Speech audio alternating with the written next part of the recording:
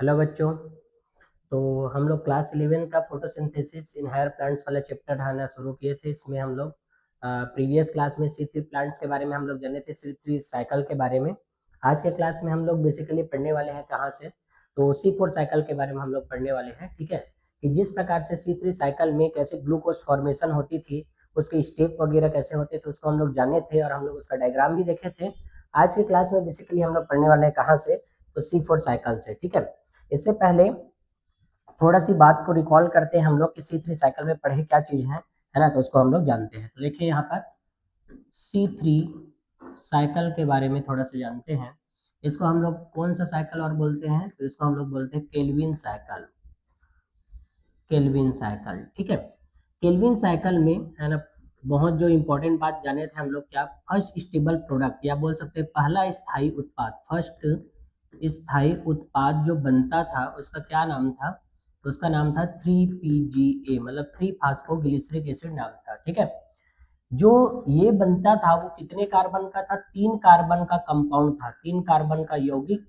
यही कारण है कि इसको हम लोग क्या बोलते हैं, C3 यौगिक या बोल सकते हैं C3 साइकिल बोलते हैं। ठीक है, ये जो C3 साइकिल चलती थी है ना, किसमें, C3 प्लांट्स में। तो C3 प्लांट्स में कहाँ पर चलती थी ये, तो ये चलती थी, हम लोग पढ़े थे कहाँ पर, लीफ में रहती है मेसोफिल सेल, और मेसोफिल सेल के अंदर में रहते हैं क्या, क्लोरोप्लास्ट। क्लोरोप्लास्ट के अंदर में थैलेकोइड के मेम्ब्रेन में है, मतलब वहां पर चलती, स्ट्रोमा में चलती है, ये बोले थे हम लोग। इस सेल के कहाँ पर चलती है ना, इस सेल के क्लोरोप्लास्ट के स्ट्रोमा में चलती है, ये बात हम लोग जाने थे। ठीक है, अब ये C3 प्लांट्स में जो C3 साइकिल चलता था उसके फलस्वरूप क्या बनते थे, तो एक मॉलिक्यूल ऑफ ग्लूकोज बनती थी, एक अणु क्या बनते थे, ग्लूकोज के। ठीक है, ये हम लोग जाने थे। लेकिन इस एक अणु ग्लूकोज निर्माण में क्या होता था, तो 6 बार केल्विन साइकिल चलना पड़ता था, केल्विन साइकिल। ठीक है, कितने बार, 6 बार केल्विन साइकिल चलेगा, तभी क्या बनेंगे, एक मॉलिक्यूल ऑफ ग्लूकोज बनेगा, है ना। एक अणु ग्लूकोज बनाने के लिए 6 बार केल्विन साइकिल चलना पड़ेगा, और 6 कार्बन डाइऑक्साइड की क्या जो पड़ती है, जरूरत पड़ती है। उसके अलावा और भी हम चीज देखे थे, 18 ATP की जरूरत पड़ रही थी, है ना, की भी जरूरत थी। और क्या देखे थे हम लोग, 12 NADPH की भी क्या थी, जरूरत। तो बेसिकली इसको हम लोग प्रीवियस क्लास में हम लोग पढ़ चुके हैं, मतलब C3 साइकिल में कैसे बनती है और कहाँ कहाँ पर क्या होती है वो बता दिया मैंने। इसमें सबसे इंपॉर्टेंट चीज था, क्या था, कि पहला स्थायी उत्पाद जो बनती है, क्या बनती है वो बता दिया। C3 प्लांट्स में कहाँ पर चलती है, साइट बता दिया इसका, C3 प्लांट्स में, है ना, C3 प्लांट्स में साइट है इसका, साइट। तो मेसोफिल सेल के कहाँ पर चलती है ये, क्लोरोप्लास्ट के स्टोमा में चलने वाली क्रियाएं होती है कौन, C3 साइकिल। और इसमें एक महत्वपूर्ण एक एंजाइम भी पढ़े थे हम लोग, कौन सा enzyme, rubisco enzyme. Rubisco enzyme के लिए एक लाइन पढ़े थे हम लोग, क्या, कि सबसे ज्यादा मात्रा में पाई जाने वाला प्रोटीन होती है यही, ज्यादा मात्रा में सबसे ज्यादा मात्रा में पाई जाने वाली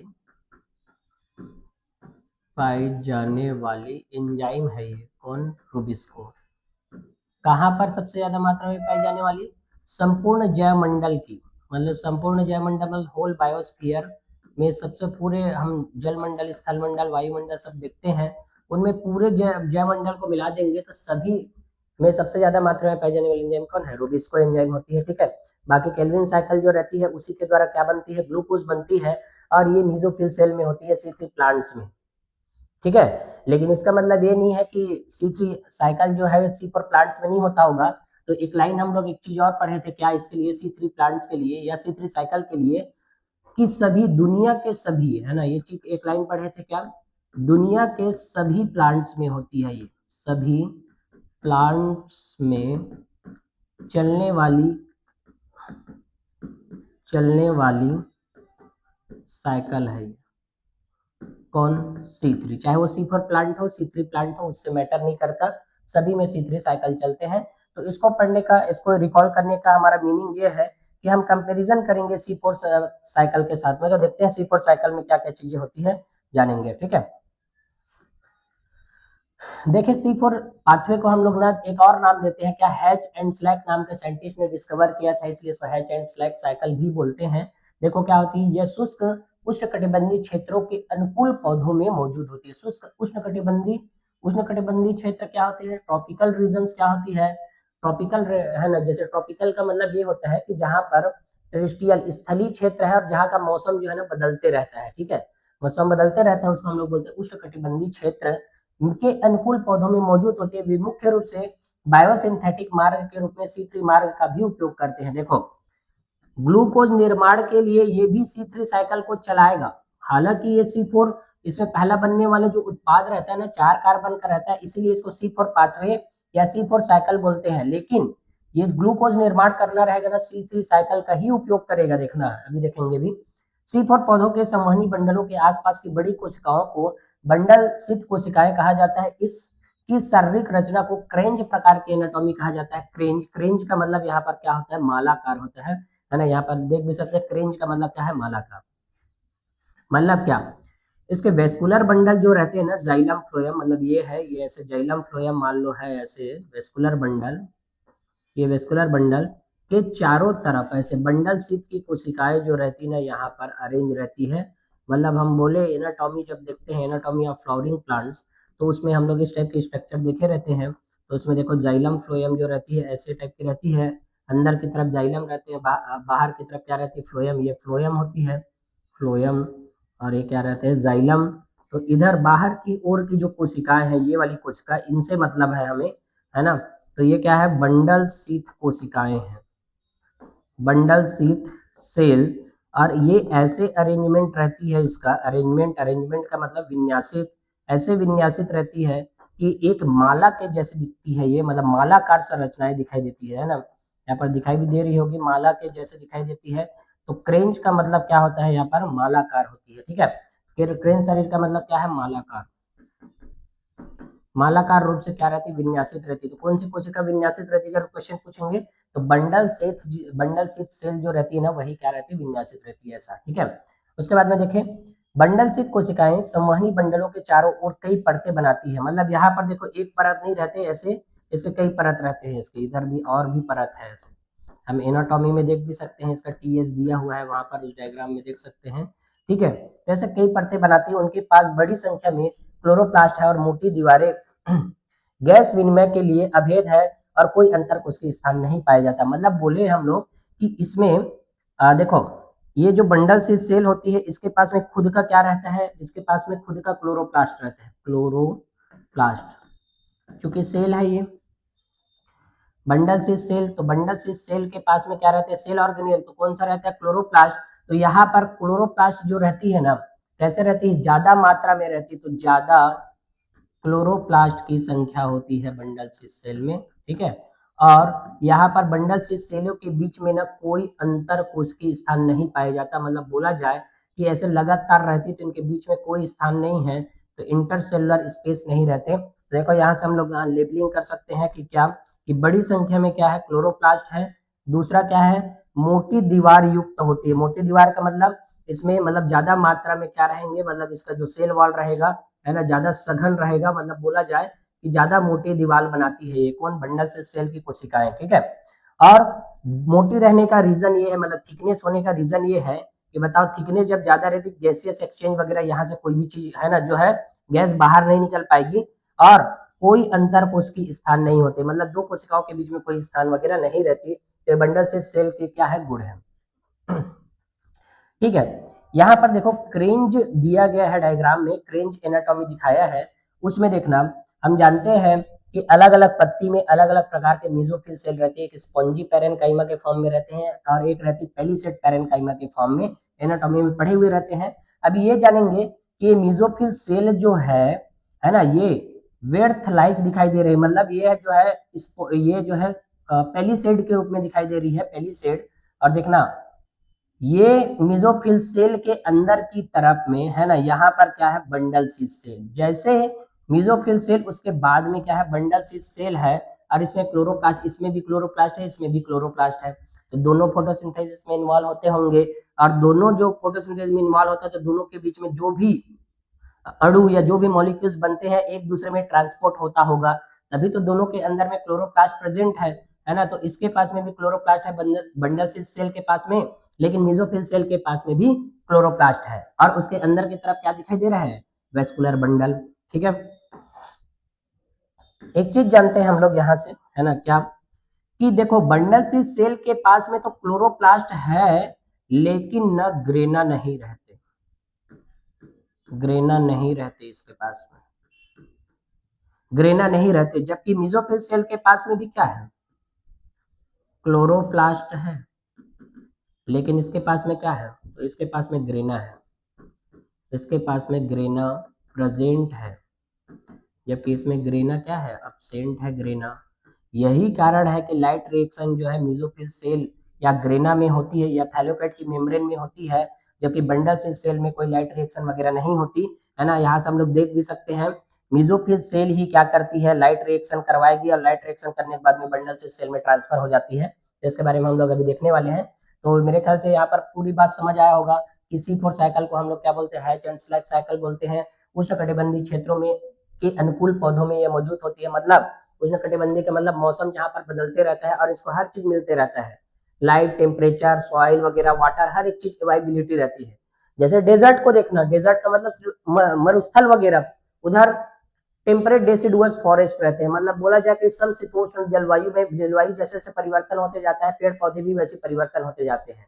जैसे कि हिल स्टेशन में उगने वाले प्लांट्स को देखना, जैसे जैसे गर्मी का दिन आता है पूरे पतझड़ वन पूरे, है ना, वन किसको गिरा देते हैं, पूरे पत्तियों को गिरा देते हैं। लेकिन जो मरुस्थल मतलब जो नॉर्मल जगह में रहने वाले पेड़ पौधे रहते हैं वो हरा भरा रहते हैं हर टाइम।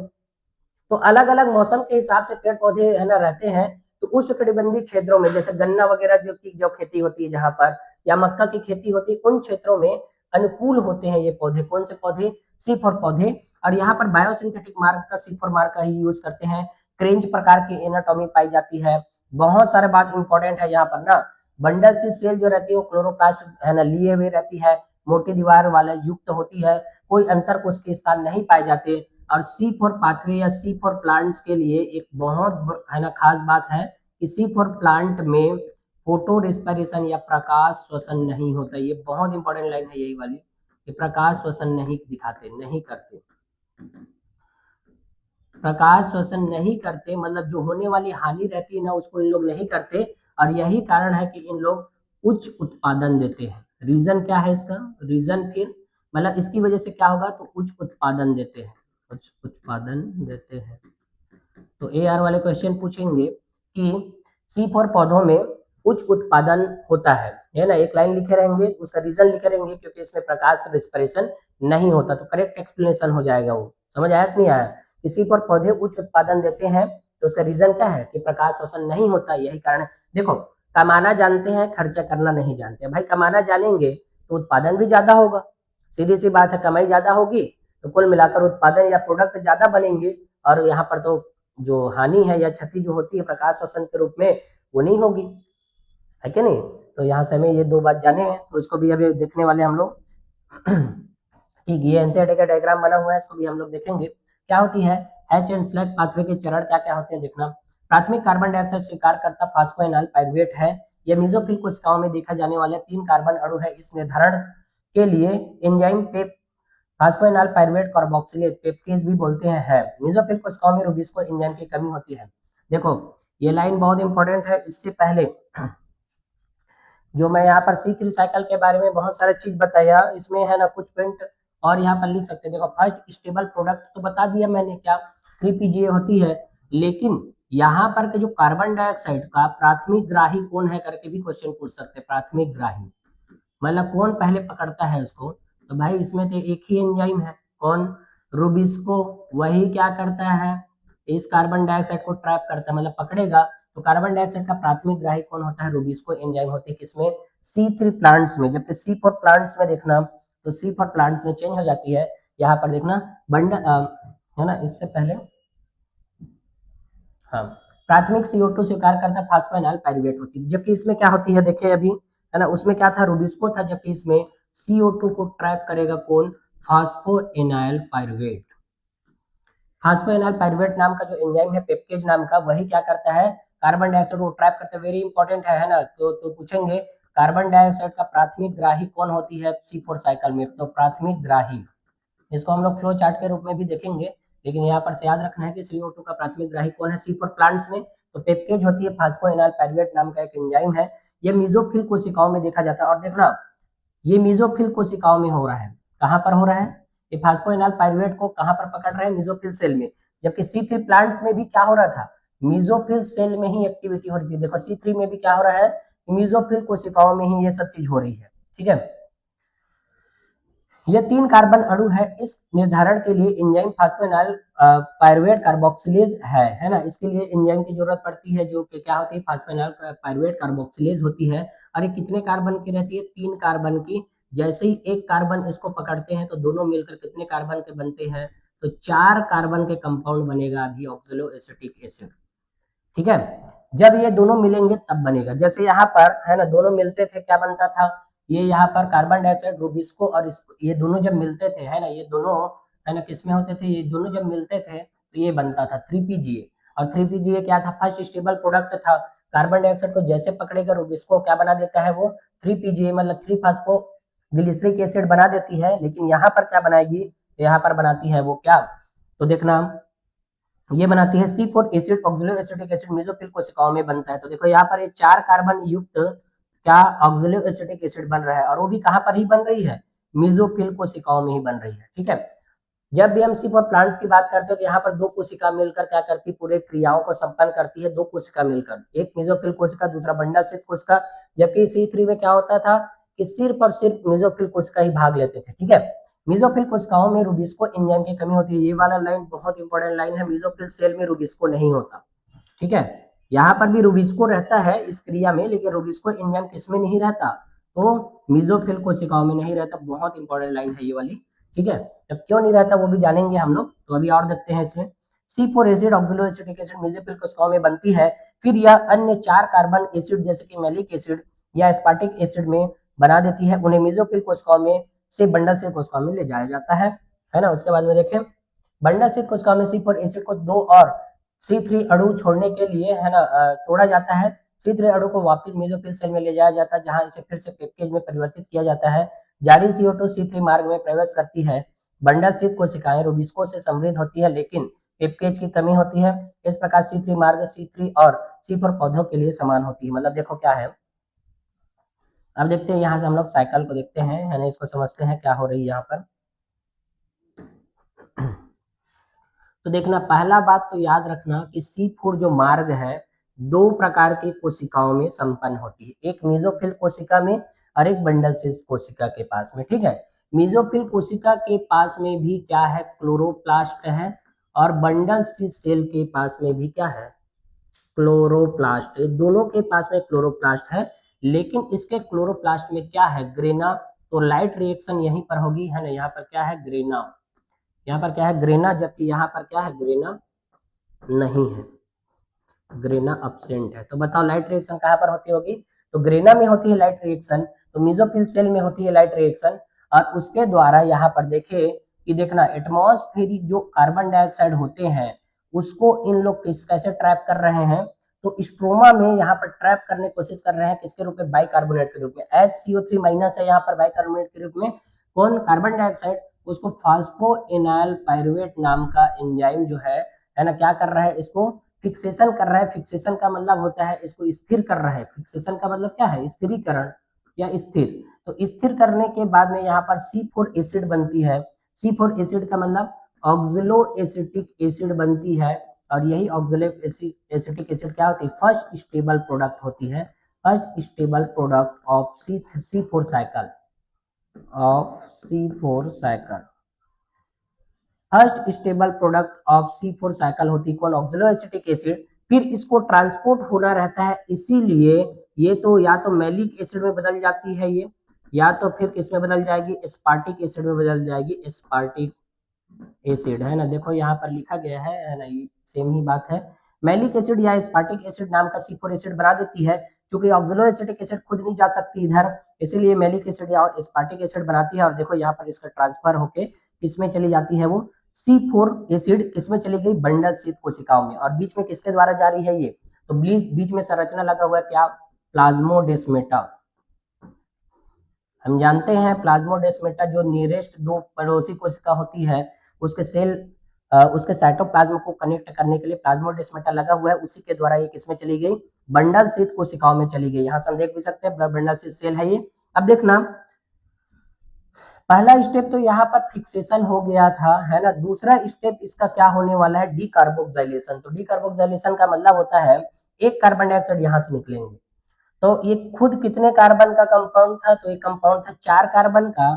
एक कार्बन को इसने दे दिया किसको, तो केल्विन साइकिल को दे दिया। जो केल्विन साइकिल में 3 स्टेप होते हैं ना, कि कार्बोक्सिलेशन, उसके बाद में रिडक्शन और तीसरा क्या, रीजनरेशन। सेम यहाँ पर भी होगा, एक कार्बन डाइऑक्साइड इसको, है ना, मिल गया और यहाँ से एक चीज बना क्या, C3 एसिड बने।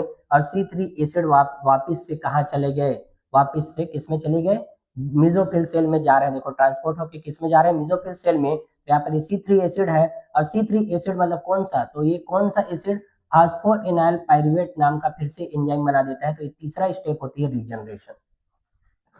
मतलब बोला जाए कि C4 की कहानी थोड़े से अलग है। कैसे कि देखना, इसमें एटमॉस्फेयर से ऑक्सीजन का जो फिक्सेशन हो, मतलब कार्बन डाइऑक्साइड का जो फिक्सेशन होता है ना, वो मेसोफिल सेल के अंदर में ही होती है। और उसके बाद जो पहला स्टेबल प्रोडक्ट बनता है, पहला स्थायी उत्पाद, वो क्या होता है, वो सीधा किसमें आ जाती है, बंडल शीथ सेल में, मतलब कन्वर्ट होके मैलिक एसिड बन के या तो फिर एस्पार्टिक एसिड बन के आ जाती है नीचे। क्यों, क्योंकि यहाँ पर ही केल्विन साइकिल चलना है। मतलब मान के चलो कि यहाँ पर कौन सा एंजाइम होगा, तो यहाँ पर होंगे रूबिस्को। और हम जानते हैं रूबिस्को एंजाइम रहता है तभी क्या चलते हैं, तभी तो C3 साइकिल चल पाता है। रूबिस्को एंजाइम जब तक नहीं रहेंगे तब तक कार्बन डाइऑक्साइड को पकड़ेगा कौन, और इसको कार्बन डाइऑक्साइड जो है ना सीधा सीधा एटमॉस्फेयर से मिलता नहीं है। तो एटमॉस्फेयर से नहीं मिलता तो भाई ये क्या करेगा, कहीं ना कहीं से कार्बन डाइऑक्साइड इसको चाहिए। तो कार्बन डाइऑक्साइड ये कहाँ से लेता है, तो डी कार्बोक्सिलेशन, मतलब एक कार्बन डाइऑक्साइड को रिलीज कर देगा। चूंकि ये कितने कार्बन का था, 4, तो 3 कार्बन वाले इधर हो गए और एक कार्बन डाइऑक्साइड इधर की ओर चला गया। उसी को फिक्सेशन करके केल्विन साइकिल चलाएगा और यहाँ पर से क्या बनेंगे, यहाँ पर भी ग्लूकोज मॉलिक्यूल्स बनेगा। बाकी C3 एसिड फिर से वापस चला जाती है तो रीजनरेशन हो जाती है। तो कुल मिलाकर बोला जाए कि इस बंडल शीथ सेल में रूबिस्को है, क्या है, रूबिस्को एंजाइम, लेकिन पेपकेज एंजाइम नहीं है, पेपकेज एंजाइम नहीं है, पेपकेज एंजाइम नहीं है। सेम इसके लिए भी बात बोल रहा हूं मैं, है ना। कौन सी बात बोल रहा हूं कि इस मेसोफिल सेल में क्या नहीं है, रूबिस्को, रूबिस्को नहीं है, रूबिस्को नहीं है, लेकिन यहाँ पर क्या है, पेपकेज एंजाइम है, पेपकेज एंजाइम है। मतलब भाई बहुत इंपॉर्टेंट लाइन है ये, है ना। पूछेंगे सीधा कि रूबिस्को कहाँ पर होती है, पूछेंगे C4 प्लांट्स या C4 साइकिल जिसमें चलती है उसमें रूबिस्को कहाँ पर होती है पूछेंगे, तो बंडल शीथ सेल में होती है। जबकि पेपकेज एंजाइम कहाँ पर होता है पूछेंगे तो कहाँ पर होती है, मेसोफिल सेल में होती है। ठीक है, ये बहुत इंपॉर्टेंट लाइन है। अभी कंपेरिजन करेंगे तो जो भी बात बोल रहे हैं ना वो पूरा कवर हो जाएगा। अभी सिर्फ ये याद रखना है कि पहला कार्बन डाइऑक्साइड का फिक्सेशन कहाँ पर होता है पूछेंगे, तो कार्बन डाइऑक्साइड का फिक्सेशन मेसोफिल कोशिकाओं में होती है। जबकि यहाँ पर का कार्बन डाइऑक्साइड का फिक्सेशन होता है वो C3 साइकिल के द्वारा। फिक्सेशन का मतलब स्थिरीकरण, पहले वो गैस के फॉर्म में रहती है, अब गैस को हम लोग यौगिक बना देंगे तो फिक्स हो गया वो। फिक्सेशन या स्थिरीकरण का मतलब ही वही है, इधर उधर है ना भग रही है, उसको हम लोग क्या कर देंगे, ट्रैप कर देंगे।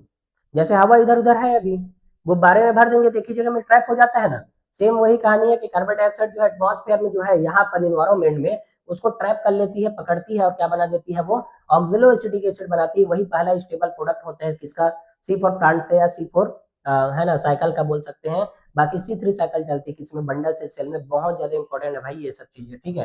कई बार कई क्वेश्चन पूछा गया है इन्हीं सब जगहों से, और ज्यादा कुछ कठिन नहीं आता, इन्हीं सबको घुमा फिरा कर पूछते हैं कि ये क्रियाएं कौन सी कोशिका में होती है ना। रूबिस्को एंजाइम कौन से सेल में रहती है, पेपकेज एंजाइम कौन से में रहती है, पहला स्टेबल प्रोडक्ट क्या बनता है, एटमॉस्फेरिक कार्बन डाइऑक्साइड का फिक्सेशन कौन से सेल के द्वारा होता है। यही सब क्वेश्चन को पूछते हैं जो पढ़े हुए रहते हैं उन्हीं को, है ना। खामखा इसको कठिन कर लिए रहते हैं, फालतू का कोई मतलब नहीं है इन सब चीजों का। फिर भी स्टेप बाय स्टेप यदि हम चलेंगे ना तो हमारा मेमोरी वैसे ही याद रखता है। यदि हम स्टेप बाय स्टेप नहीं चलते ना, ये क्या गया भाई अचानक से ऐसे देखेंगे तो ऐसे में कभी नहीं होगा। हम लाइन बाय लाइन, मतलब है ना, एनसीईआरटी का तो लाइन लिखा ही है, लाइन बाय लाइन ऐसे समझने की कोशिश करेंगे तो है ना डेफिनेटली समझ आता है। ठीक है, तो ये बात हम लोग समझ गए है ना। उसके बाद में और देखते हैं है ना, ये पूरे बात को मैंने बता दिया। बंडा से कोशिकाओं में C4 एसिड को 2 और C3 अणु छोड़ने के लिए दिया जाता है, एक को दे देते हैं।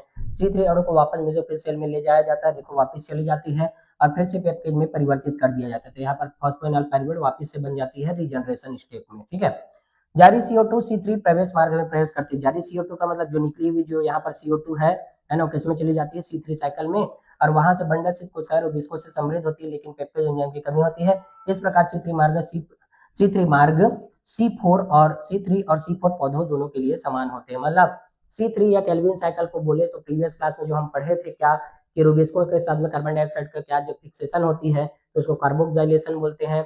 उसके बाद में क्या होती है, रिडक्शन होती है, और उसके बाद में क्या होती है, रीजनरेशन। तो 3 स्टेप पढ़े थे, वहां पर हम लोग 18 ATP और 12 NADPH का हम लोग यूज किए थे। यहाँ पर भी वही कहानी है, same to same 18 ATP 12 NADPH की जरूरत पड़ती है, लेकिन यहाँ पर कुछ और कोशिकाओं के भी मतलब कुछ और ATP की भी जरूरत पड़ती है, उसको भी हम लोग जानेंगे अभी। देखना C4 पौधे के क्या महत्व है देखते हैं। उनके पास एक विशेष प्रकार की पत्ती की संरचना होती है जिसे क्रेंज प्रकार की एनाटॉमी, इसको याद रखना, क्रेंज प्रकार की एनाटॉमी जो रहती है C4 पौधों की ही विशेषता है ना। दूसरा क्या विशेषता है इसकी, पहला विशेषता को क्रेंज प्रकार की एनाटॉमी होती है। दूसरा क्या है, उच्च तापमान को सहन कर सकते हैं, मतलब ज्यादा टेम्परेचर रहेगा उसको भी सहन कर लेंगे। तीसरा क्या होगा, वे उच्च प्रकाश तीव्रता के प्रति प्रतिक्रिया दिखाते हैं, मतलब क्या है, ज्यादा तीव्रता के लाइट रहेंगे तो ज्यादा ज्यादा प्रकाश संश्लेषण करेंगे, ज्यादा ज्यादा उत्पादन होगा, है ना। चौथा, उनमें फोटो रेस्पिरेशन की कमी होती है, बहुत ज्यादा इंपॉर्टेंट लाइन है यही वाली, फोटो रेस्पिरेशन वाली, जिसे कई बार पूछा गया है क्वेश्चन। ठीक है, कि C4 पाथवे में C4 पौधे C3 से किस बात में भिन्न है, और ना सबसे मेजर कारण पूछते हैं, तो मेजर कारण है फोटो रेस्पिरेशन, या हिंदी में इसको बोले तो क्या, प्रकाश श्वसन, है ना, प्रकाश श्वसन। प्रकाश श्वसन नहीं रहता, इसमें एब्सेंट रहते हैं।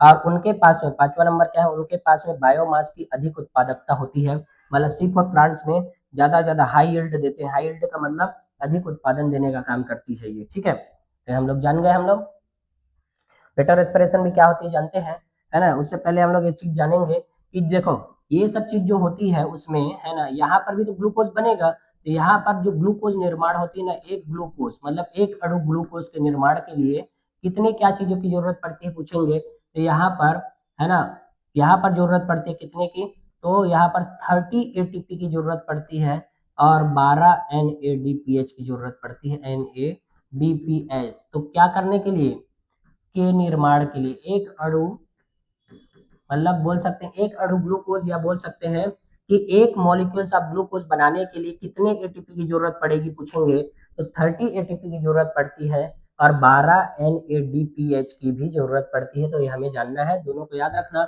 जबकि C3 में क्या होता था, तो C3 में 18 ATP और 12 NADPH की जरूरत पड़ती थी, जबकि C4 में एक ग्लूकोज निर्माण के लिए 30 ATP और 12 NADPH की जरूरत पड़ रही है, मतलब ATP ही बस बदला है, ज्यादा एटीपी का खर्चा हो रहा है यहाँ पर। ठीक है, तो हमें जानना है। और एक चीज हम लोग प्रीवियस क्लास में मैं बोला था, लिखे नहीं थे क्या, कि जो रूबिस्को होती है ना, रूबिस्को रूबिस्को वो कार्बन डाइऑक्साइड के प्रति ज्यादा बंधुता है इसकी, मतलब देखो दोस्ती तो दोनों से है उसकी, है ना, लेकिन कार्बन डाइऑक्साइड से ज्यादा बंधुता होती है, कार्बन डाइऑक्साइड को जल्दी पकड़ने की कोशिश करता है। तो रूबिस्को की बंधुता है ये, बंधुता का क्रम तो कार्बन डाइऑक्साइड की ज्यादा होती है, तो ये बात भी हमें जान लेना है यहीं पर। ठीक है, तो पूरे बात समझ गए हम लोग। उसके बाद में हम लोग देखते हैं क्या, फोटो रेस्पिरेशन के बारे में देखते हैं। देखना, केल्विन मार्ग में रूबिस्को CO2 के साथ में जुड़ता है, सीधी सी बात है, RUBP जो है कार्बन डाइऑक्साइड को पकड़ लेती है और कार्बन डाइऑक्साइड का फिक्सेशन कर लेती है, जिसकी वजह से 3PGA का निर्माण होता है। रूबिस्को की सक्रिय साइड CO2 और O2 से जुड़ सकती है, इसलिए इसका नाम पड़ा, है ना। वही बात बताया, रूबिस्को नाम क्यों पड़ा है ना। ऐसे पूछ सकते हैं कि रूबिस्को क्यों बोलते हैं, रूबिस्को क्यों बोलते हैं, क्योंकि वो कार्बन डाइऑक्साइड और ऑक्सीजन ये दोनों के साथ में क्या हो सकती है, वो जुड़ सकती है। कार्बन डाइऑक्साइड और किसके साथ में जुड़ सकती है, दोनों के साथ में, किसके किसके दोनों। ठीक है, उसको देखते हैं। देखो ये तो केल्विन साइकिल में RUBP मतलब रूबिस्को एंजाइम जो रहते हैं कार्बन डाइऑक्साइड के साथ में जुड़ती ही है, लेकिन ये रूबिस्को एंजाइम को रूबिस्को क्यों बोला गया है, क्योंकि ये कार्बन डाइऑक्साइड और, है ना, ऑक्सीजन दोनों के साथ में जुड़ सकती है, ये बात हमें जानना है। रूबिस्को में O2 की तुलना में कार्बन डाइऑक्साइड के लिए अधिक आत्मीयता है। यह बंधन प्रतिस्पर्धी है। O2 और CO2 के सापेक्ष सांद्रता यह निर्धारित करती है कि कौन सा एंजाइम से बंधेगा। सीधी सी बात है ना। एक बात हम जानेंगे यहाँ पर, देखो जैसे मान लो रूबिस्को है, रूबिस्को, तो यहाँ पर मान लो ऑक्सीजन एंड कार्बन डाइऑक्साइड दोनों है, ये तो दोनों से बंधुता रखता है। अब मान लो इन दोनों की संख्या क्या है, की संख्या समान। भाई दोनों की संख्या क्या है, समान है, दोनों की संख्या बराबर है, समान। तो क्या करेगा, पहले किससे बंधेगा, तो पहले CO2 से बंधेगा और बाद में किससे बंधेगा, O2 से बाद में। कब, जब इसकी इसकी संख्या या सांद्रता क्या है, समान है, तब। लेकिन जब अलग हो जाएगा तब, मतलब मान लो 100 ऑक्सीजन है यहाँ पर और है ना लगभग 80 क्या है, कार्बन डाइऑक्साइड। तो भाई रूबिस्को, रूबिस्को जो है इसको है ना इन दोनों में से चॉइस करना है, मतलब इसके साथ बॉन्डेशन होना है इसका। तो भाई यहाँ पर ज्यादा यदि सांद्रता है ना तो पहले किससे बंधेगा, वो ऑक्सीजन से, फिर बाद में बंधेगा किससे, कार्बन डाइऑक्साइड के। मतलब सांद्रता भी निर्भर करती है कि देखो दोनों समान रहेंगे तो दोनों में से एक को चॉइस करना रहेगा, तो है ना कार्बन डाइऑक्साइड का चॉइस करता है ये, कार्बन डाइऑक्साइड के साथ बंधेगा। जबकि इसमें जब ज्यादा हो जाएगा ये और कम हो जाएगा तो ऑक्सीजन से पहले बंधेगा। क्यों पहले बंधेगा, नहीं वो बंधना नहीं चाहता इससे, इसको ही देखेगा वो, लेकिन इससे भी बाउंडेशन करने की कोशिश करेगा वो। समझ आया कि नहीं आया। तो इसीलिए रूबिस्को का नाम रूबिस्को इसलिए पड़ा क्योंकि दोनों से बंधुता करती है ये, और दोनों के बीच में प्रतिस्पर्धा होते हैं, है ना। दोनों जो है बाउंडेशन होना, मतलब बाउंड होना चाहती है किससे, रूबिस्को से। लेकिन एक बात हमें यहाँ पर ये जानना है कि जब रूबिस्को ऑक्सीजन से बंधती है तो भाई नुकसान है, तो नुकसान, तो कैसे नुकसान, तो श्वसन होती है इसी की वजह से, श्वसन होती है इसलिए नुकसान है। जबकि इससे बंधती है, कार्बन डाइऑक्साइड से बंधती है, तब तब फायदा है, तब क्या है, फायदा। तो फायदा कैसे, तो कार्बन का स्थिरीकरण हो जाता है, तो कार्बन स्थिरीकरण, स्थिरीकरण, तो इससे क्या बनेगी, तो इससे बन जाती है ग्लूकोज। तो ग्लूकोज निर्माण की क्रिया है, मतलब इससे बनेगी तो फायदा है, जबकि इससे बनेगी तो नुकसान है, सीधी बात है। और यही कारण है कि रूबिस्को जो रहती है मेसोफिल सेल में नहीं रहती, बंडल सेल में रहती है। किसमें, सी फॉर प्लांट्स में, तो उसमें कोई प्रकार का है ना फोटो रेस्पिरेशन वगैरह, प्रकाश संश्लेषण वगैरह तो होता ही नहीं है, कुछ भी नहीं होता। कार्बन डाइऑक्साइड ही बस मिलते हैं। देखो जैसे यहाँ पर हम देखे कि देखना यहाँ पर क्या है बताया मैं अभी, रूबिस्को है ना, इसको हम लोग लिखे भी हैं, यहाँ पर लिखे, क्या लिखे कि देखो यहाँ पर रूबिस्को एंजाइम है और कार्बन डाइऑक्साइड बस है, ऑक्सीजन तो नहीं है। तो भाई रूबिस्को किससे बंधेगा, ऑक्सीजन और कार्बन डाइऑक्साइड दोनों से बनती है, लेकिन यहाँ पर सिर्फ कार्बन डाइऑक्साइड है। तो कार्बन डाइऑक्साइड है तो बताओ कार्बन डाइऑक्साइड से बंधेगा, तो बताओ स्थिरीकरण, स्थिरीकरण ही बस हो पाएगा और यहाँ पर प्रकाश शोषण नहीं होगा, सीधी सी बात है। यही सब कारण है ना। तो वही बताया कि इससे जब बनती है तो नुकसान होती है श्वसन, और इससे बनती है तो क्या, स्थिरीकरण होता है, ग्लूकोज बनती है रूबिस्को से जब बनती है तो। ठीक है, जैसा हम जाने। लेकिन फोटो रेस्पिरेशन या प्रकाश शोषण कहाँ कहाँ पर कैसे होती है वो भी जानते हैं। देखो देख भी सकते हैं, RuBp प्लस CO2 जो है इनके साथ में जब बाइंडेशन होता है रूबिस्को एंजाइम के प्रेजेंस में, तो क्या बनती है, दो अणु बनते हैं किसके, 3PGA के। क्या बन रही है, 3PGA के कितने अणु बन रहे हैं यहाँ पर, दो अणु बनती है नॉर्मल कंडीशन में ना, नॉर्मल कंडीशन में बनती है। लेकिन जब प्रकाश श्वसन होगा तो कॉपी में लिखवाया भी हूँ, क्या देखना कि जब नॉर्मल कंडीशन रहती है, मतलब कोई है ना प्रकाश श्वसन वगैरह नहीं होता, तो उस टाइम में दो अणु किसके बनते हैं, 3PGA के। लेकिन जिस टाइम में प्रकाश श्वसन होता है उसमें एक ही अणु बन पाती है 3PGA के, एक अणु नहीं बनता, तो नुकसान होता है। तो प्रकाश श्वसन के होने से क्या होता है, नुकसान, है ना। इसको दिया भी होगा, इसमें हम देख सकते हैं, है ना, यहाँ से देखेंगे वो लिखा होगा कहीं पर, ठीक है, नहीं लिखा होगा तो लिखेंगे हम लोग। तो देखें ये जो रहती है फोटो रेस्पिरेशन के लिए, पहले बात तो भाई ये याद रखना कि करेक्ट सीक्वेंस याद रखना फोटो रेस्पिरेशन के लिए। पहले तो क्लोरोप्लास्ट में होती है ये रिएक्शन, उसके बाद में जाती है पेरोक्सिसोम में, उसके बाद में जाती है माइटोकॉन्ड्रिया में। तो CPM से याद रखना फोटो रेस्पिरेशन को, मतलब प्रकाश श्वसन में कौन कौन से कोशिकांग भाग लेते हैं और उसका सीक्वेंस क्या है पूछेंगे। तो प्रकाश श्वसन में शामिल कोशिकांग, तो कौन कौन है शामिल कोशिकांग, कौन कौन है, तो क्लोरोप्लास्ट है, दूसरा कौन है, पेरोक्सिसोम है, तीसरा क्या है, माइटोकॉन्ड्रिया है। तो देखना यहाँ पर रुबिस्को ऑक्सीजन जो है ना रुबिस्को से बंध जाती है भाई, तो यहाँ पर 2 फॉस्फोग्लाइकोलेट बनाती है ये, और यही पेरोक्सिसोम से होता है। देखो ग्लाइकोलेट मतलब यहाँ पर कहीं ना कहीं पेरोक्साइड बॉन्ड वगैरह क्रिएट होने के चांस रहेंगे, इसीलिए पेरोक्सिसोम में जाती है, क्योंकि पेरोक्सिसोम उसी को तोड़ता है, फिर माइटोकॉन्ड्रिया में जाएंगे, माइटोकॉन्ड्रिया में तोड़ने, माइटोकॉन्ड्रिया से घूम के आने के बाद में 3 फास्फोग्लिसरेट बना देगा, और उसके बाद वापस से फिर से क्या बनाती है, रुबिस्को बनाती है। तो कुल मिलाकर देखें तो इसमें से ऐसे इसके रिएक्शन को याद नहीं रखना है, सिर्फ ये याद रखना कि क्लोरोप्लास्ट से पेरोक्सिसोम, पेरोक्सिसोम से माइटोकॉन्ड्रिया, सीपीएम से याद रखना, सीपीएम। ठीक है, और आगे देखते हैं प्रकाश श्वसन में ही। C3 पौधों में कुछ O2 ऑक्सीजन रुबिस्को से बनते हैं, इसलिए CO2 स्थिरीकरण कम हो जाता है। यहाँ पर RuBP फास्फोग्लिसरेट और फास्फोग्लाइकोलेट के एक अणु को बनाने के लिए O2 के साथ में बनता है, इस मार्ग को प्रकाश श्वसन कहते हैं। ठीक है, सीधी सी बात है, ये वाली जो रहती है 2 फास्फोग्लाइकोलेट बनाने के लिए ऑक्सीजन के साथ में बाउंडेशन करती है रुबिस्को, और ये बना देती है, फिर ये यहाँ से घूम के आके फिर से रीजनरेशन करती है। ठीक है, इस मार्ग में शर्करा, एटीपी और एनएडीपीएच का कोई संश्लेषण नहीं होता। मतलब ऐसे जब होता है ना प्रकाश श्वसन, तो न तो इसमें क्या बनते हैं, शर्करा बनती है, न ही एटीपी बनते हैं, न ही एनएडीपीएच बनती है। तो कुल मिलाकर यहाँ पर बनने वाला प्रक्रिया नहीं है, इसमें न सिर्फ टूटने वाली बात होती है, मतलब तोड़ेंगे बस, मतलब एटीपी का यूज वगैरह होगा, नया बनेंगे नहीं, एटीपी यूज होगा, एनएडीपीएच भी यूज होंगे, ग्लूकोज वगैरह भी सब यूज होगा, लेकिन यहाँ पर बनेंगे नहीं।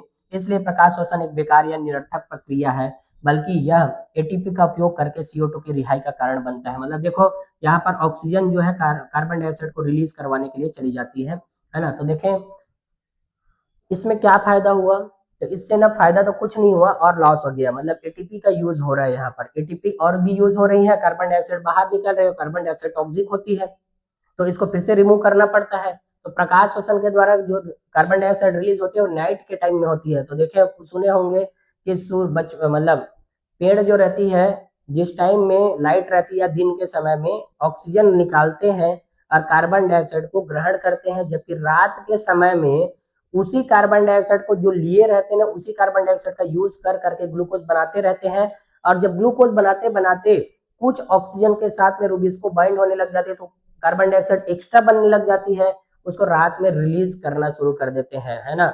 और रात में भी रिलीज नहीं करेंगे तो सुबह जब स्टोमेटा ओपन होगा तो उस टाइम में पहले कार्बन डाइऑक्साइड ही बाहर होंगे, सीधी सी बात है। ठीक है, तो कुल मिलाकर प्रकाश श्वसन जो है एक निरर्थक या बेकार की प्रक्रियाएं हैं, है ना। तो हम लोग देखें इन सबको और भी जानते हैं इसमें।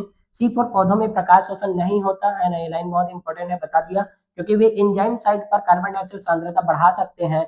यह तब होता है जब मेसोफिल सेल से C4 एसिड CO2 को छोड़ने के लिए बंडल से कोशिकाओं में टूट जाता है, या रुबिस्को की ऑक्सीजिनेज गतिविधि को कम करता है। प्रकाश श्वसन की कमी के कारण C4 पौधों में उत्पादकता और पैदावार बेहतर होती है। इसके अलावा ये पौधे उच्च तापमान के प्रति है ना सहानुभूति भी दिखाते हैं। तो ये बात को मैं वही चीज को मैं बताया यहाँ पर कि जैसे यहाँ पर से डीकार्बोक्सिलेशन होकर कार्बन डाइऑक्साइड बाहर आती है, तो इस कार्बन डाइऑक्साइड को ट्रैप करता है कौन, रुबिस्को। और यहाँ पर इस इन्वायरमेंट में मतलब बोला जाए कि ये बंडल सेल के अंदर में कोई प्रकार का ऑक्सीजन वगैरह तो है ही नहीं, सिर्फ कार्बन डाइऑक्साइड बस है। तो कार्बन डाइऑक्साइड को पकड़ेगा, रुबिस्को क्या बनाएगा, तो रुबिस्को जब इसको पकड़ती है तो कार्बोक्सिलेशन होता है, मतलब कार्बन का स्त्रीकरण, और 3 PGA बना देती है। मतलब हम जानते हैं C3 साइकिल को पढ़े हैं कि 3 PGA बनती है, फिर वही 3 PGA से एटीपी वगैरह का यूज होके ट्राइफॉस्फेट बनते हैं, उसी ट्राइफॉस्फेट से फिर ग्लूकोज बनती है, वापस से रीजनरेशन हो जाते हैं, ये जानते हैं हम लोग। लेकिन यहाँ पर ऑक्सीजन वगैरह है ही नहीं, ऑक्सीजन नहीं है तो फोटो रेस्पिरेशन वगैरह नहीं होंगे, फोटो रेस्पिरेशन नहीं होगा, और वही तो हम चाहते थे, फोटो रेस्पिरेशन नहीं होना चाहिए। वही तो हमें चाहिए क्या कि रुबिस्को जो रहती है ऑक्सीजनेज वाली क्रिया के साथ में ऑक्सीजनेशन वगैरह कुछ नहीं करती, मतलब ऑक्सीजन के साथ में बाइंडेशन नहीं करती, वो सिर्फ और सिर्फ कार्बन डाइऑक्साइड के साथ में बाइंडेशन कर लेती है। इसी की वजह से प्रकाश श्वसन जो है ना ये क्या होता है, अपसेंट रहता है, किसमें, C4 पौधों में। यही कारण कि उन लोग क्या देते हैं, हाई एनर्जी देते हैं, हाई यील्ड देते हैं। ठीक है, प्रकाश श्वसन की कमी के कारण C4 पौधों में उत्पादकता ज्यादा होती है, इसी की वजह से ज्यादा हो रही है, प्रकाश श्वसन नहीं हो रहा है इसीलिए। तो वही AR वाले क्वेश्चन देंगे तो भाई है ना पूरा रीजन बताया हुआ है खुद ही, क्या कि प्रकाश देखो C4 पौधे उत्पादकता ज्यादा देते हैं या पैदावार ज्यादा करते हैं, तो उसका रीजन भी बताया है उन लोगों ने, क्यों, क्योंकि प्रकाश श्वसन नहीं होता इसीलिए। समझ आया कि नहीं आया। और ये पौधे दूसरा और क्या बात है इसमें, उच्च उच्च तापमान के प्रति क्या करते हैं, सहानुभूति या सहनशीलता दिखाते हैं। ये बात भी हमें जानना है, ठीक है। तो ये बात मेरे ख्याल से समझ आया होगा, है ना। देखो हम लोग डिफरेंस क्रिएट करेंगे, लेकिन है ना एक यहाँ पर एक जो हम लोग यहाँ पर एक समीकरण पढ़े हैं। देखो यहाँ पर RuBp plus CO2 rubisco enzyme में 2 × 3 PGA बनाती है, ठीक है। तो नॉर्मल कंडीशन हो गया।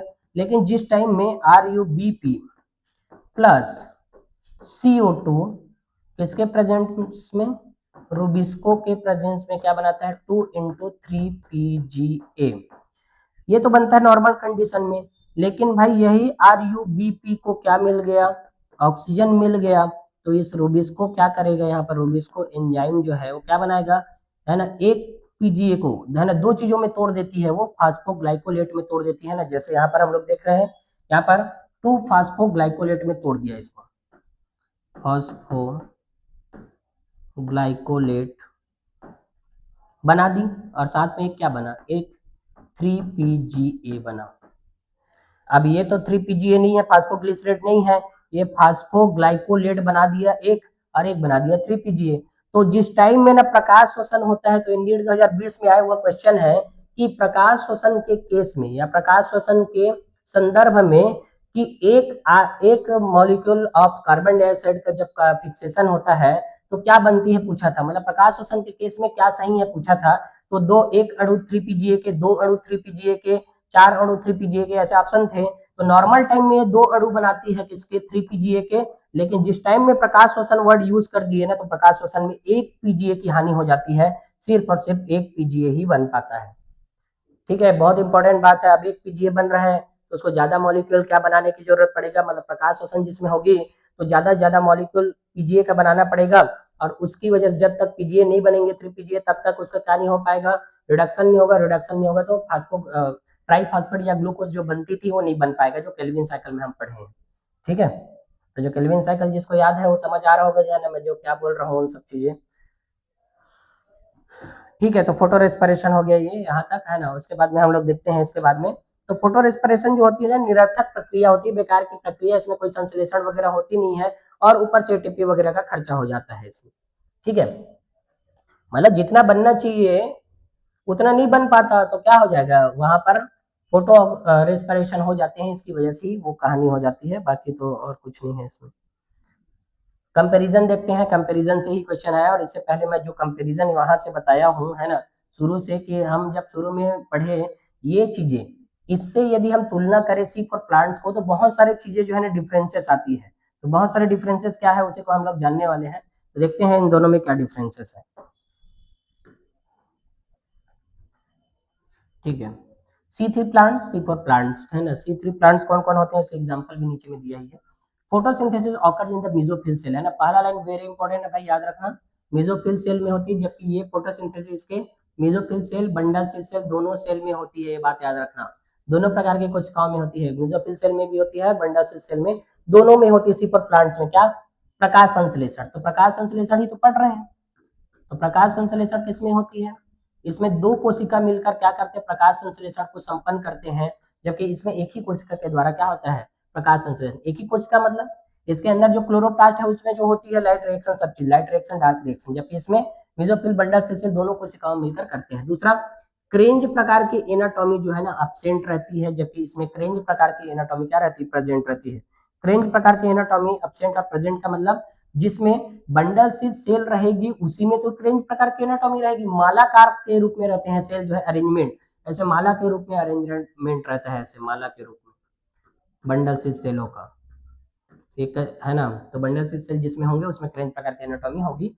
RuBp is the primary carbon acceptor, इसको अभी है ना लिख के बताया मैंने, है ना, क्या बताया कि कार्बन डाइऑक्साइड के प्राइमरी एक्सेप्टर कौन होती है, यहाँ पर कार्बन डाइऑक्साइड का प्राथमिक ग्राही कौन है, RuBp, मतलब रूबिस्को होती है। और जबकि उसमें क्या होंगे देखना,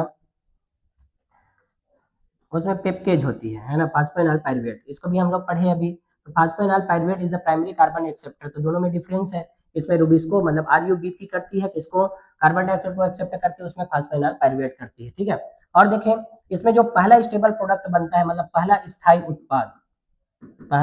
उत्पाद, इससे ही कंपैरिजन वाले क्वेश्चन पूछेंगे, है ना। पहला स्थायी उत्पाद बनता है वो क्या है, 3 PGA है। जबकि यहाँ पर क्या है, ऑक्सलो एसिटिक एसिड होती है है ना, पहला स्टेबल प्रोडक्ट। और ये कितने कार्बन का होती है, ये 4 कार्बन का है, और ये कितने कार्बन का, 3 कार्बन का। यही कारण है कि इसको C3 प्लांट्स या C3 प्रोडक्ट बोलते हैं, और इसको C4 प्लांट्स या C4 प्रोडक्ट बोलेंगे, या C4 साइकिल्स के थ्रू बनती है, और ये C3 साइकिल्स के थ्रू। ठीक है, तो हम लोग दोनों को जाने। उसके अलावा देखें, chloroplast are of only one type, granal. एक ही प्रकार की क्लोरोप्लास्ट प्रेजेंट है, ग्रेना वाली। ग्रेना मतलब अंदर में ग्रेना ग्रेना ऐसे थे ना, सिक्के के चट्टे के रूप में ऐसे ग्रेना थी इसमें, है ना, कहाँ पर, क्लोरोप्लास्ट के अंदर में ऐसे। जबकि यहाँ पर देखना, chloroplast are dimorphic granal in mesophyll cell and the agranal in the, वही बात को मैं बताया कि ग्रेना होती है किसमें, मेसोफिल सेल में, जबकि बंडल से सेल में ग्रेना नहीं होते। यही कारण कि लाइट रिएक्शन यहाँ पर नहीं होता, लाइट रिएक्शन होती यहाँ पर है। उसका जो प्रोडक्ट बना हुआ रहता है वो ट्रांसफर होकर आई हुई रहती है किसमें, बंडल से सेल में। तो ए ग्रेनल टाइप ऑफ क्लोरोप्लास्ट है, बहुत इंपॉर्टेंट है भाई, है ना, इसको जानते हैं। क्योंकि देखो, ग्रेना तो इसमें भी है, ग्रेना इसमें भी है, लेकिन मेसोफिल सेल में ग्रेना होती है, बंडल सेल में ग्रेना नहीं होती, इसलिए ए ग्रेनल क्या होते हैं, क्लोरोप्लास्ट पाए जाते हैं। मतलब इस टाइप के सिक्के के चट्टे के रूप में ग्रेना अब्सेंट रहती है किसमें, बंडल सेल में। ठीक है, फोटो रेस्पिरेशन C3 प्लांट्स का ही गुण है। तो फोटो रेस्पिरेशन का मतलब प्रकाश श्वसन है।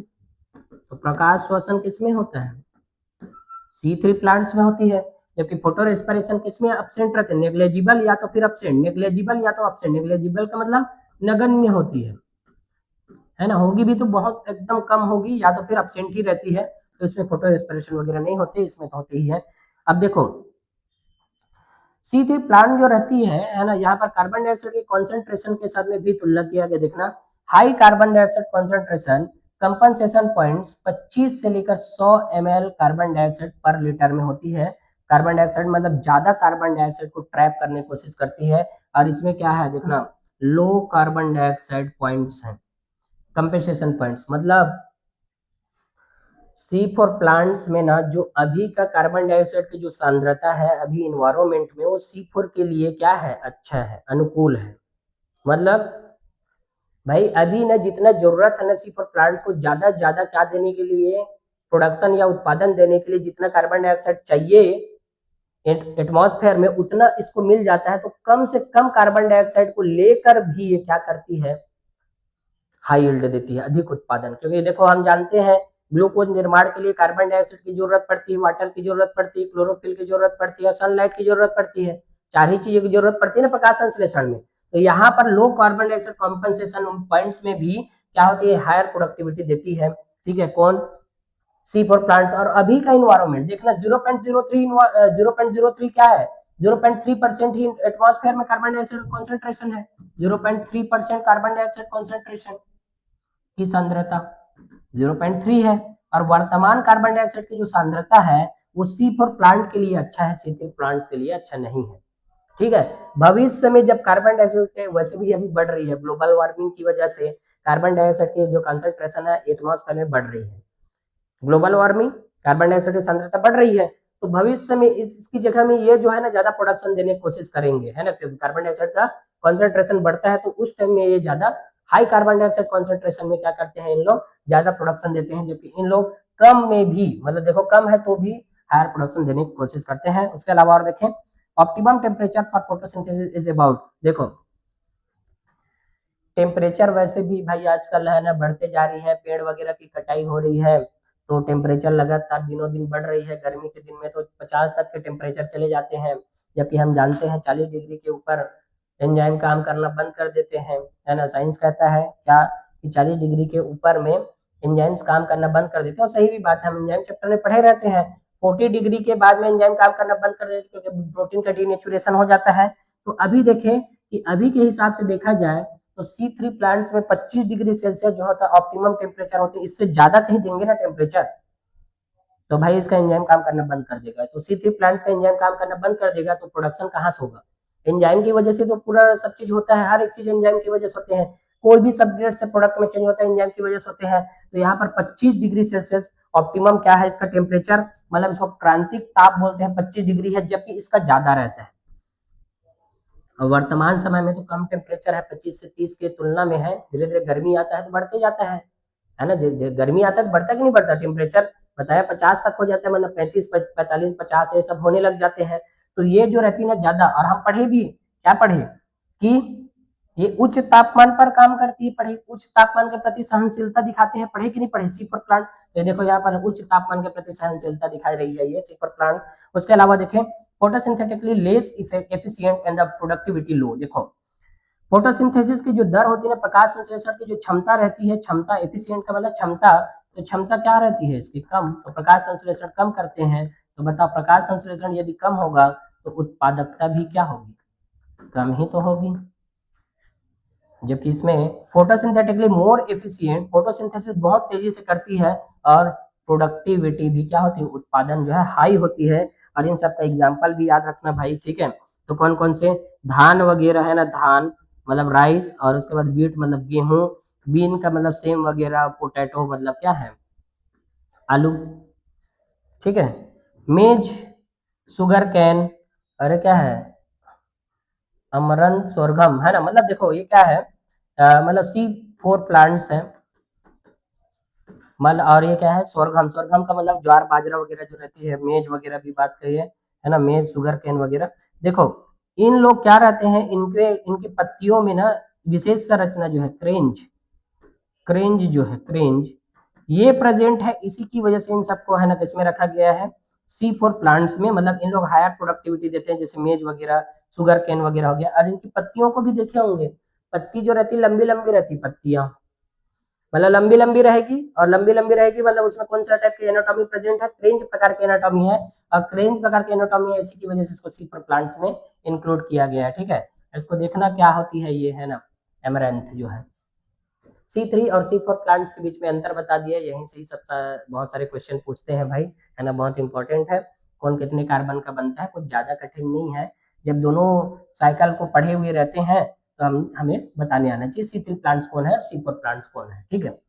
इसके बाद में और देखते हैं, अगला प्रकाश संश्लेषण को प्रभावित करने वाले कारक के बारे में जानते हैं कि देखो प्रकाश संश्लेषण होती किसकी वजह से है, तो चार चीजों की जरूरत है। प्रकाश संश्लेषण होने के लिए कितनी चीजों की जरूरत है, चार।